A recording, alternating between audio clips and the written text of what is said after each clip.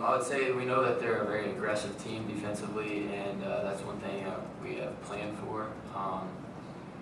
We saw the way they play other teams. We watched film from last year and to see how aggressive they are, and that's the one thing that we know that to expect coming into the game. I guess what's the most important thing for you guys to keep in mind, considering that? I mean, they're obviously going to ball hawk a lot and ball pressure stuff like that. What's important for you guys to do to make sure you don't turn it over? I would say we just have to take care of the ball, be patient, and just use the whole court.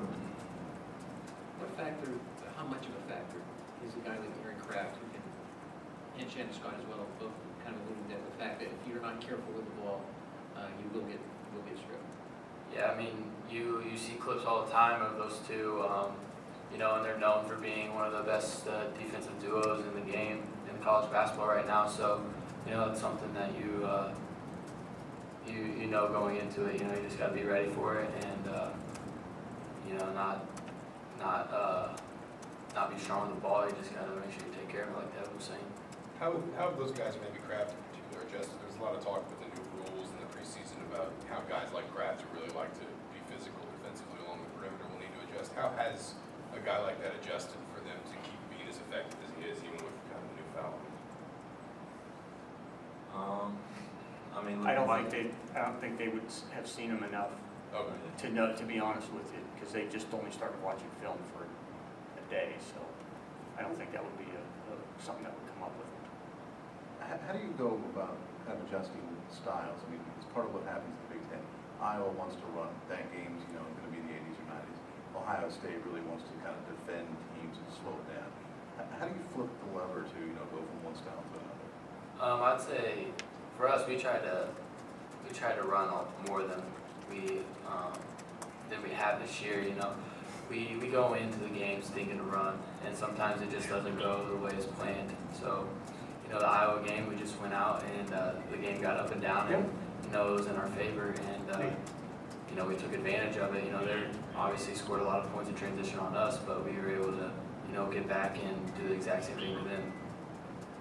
How much is that Iowa win, and also even going back to the Northwestern win, I mean, how much does that sort of change the mental state of this team over the last week and a half? How much of those two wins help you guys?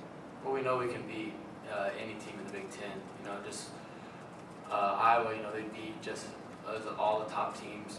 We beat a few of the top teams, and you see where you just tell me when he's done. You see where we are in the standings. That just shows how good the Big Ten is. And also you can win on any given night. You just got to make sure that you bring it every day.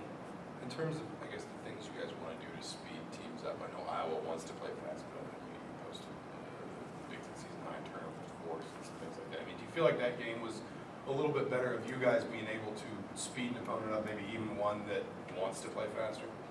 Yeah, I do, because like Austin said, we always want to speed the game up. That's what we do. We always want to get on the fast break, and so knowing that Iowa wants to get on the fast break just made the game that much easier for us. Devin, what have you learned so far of your freshman year, and in what areas do you think you've progressed so far?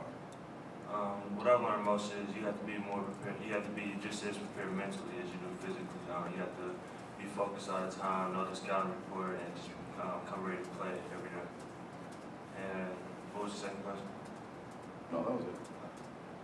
And when you have to go up against some bigger guys, by virtue of where you were depth-wise inside, what's the challenge in that? How do you approach that? To me, it's just like all mental, just not trying to get him to catch the ball, or just trying to make him not catch the ball uncomfortable, or not in a place that he would like to catch it, and then just try to play physical. Austin is a guy who's done a lot off the bench and now started. Kind of, what's the difference between that? I know you guys had a really strong bench performance against Iowa. What is the difference mentally in approaching a game as a starter versus coming off the bench? You've done both this year. Yeah, I just tried to come out and just play my role as best as I can. If it's coming off the bench or starting, I know that I have to bring energy. I have to rebound. I have to hit shots when I'm open. And I wouldn't say there's any different. It's not any different mentally for me. I just have to go out and know that I have to bring it at every second, whether it's right at the beginning of the game or 5 minutes into the game when I sub it in. What was it like for you guys to see Will have a night like he did the other night? basically, number one. Number two, what's he been like just as a captain? How have you seen him sort of, handle the leadership role and all that sort of thing?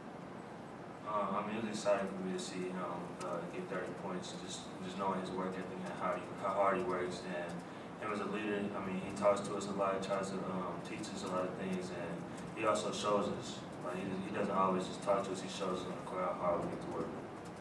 Yeah, I mean, he deserved it more than anyone. He's put in, so much work to this program, and we wouldn't have been where we were the last year and the year before if it wasn't for him. And he's earned everything that he's gotten.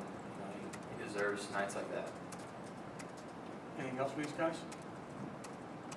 Okay, thanks. Thank you.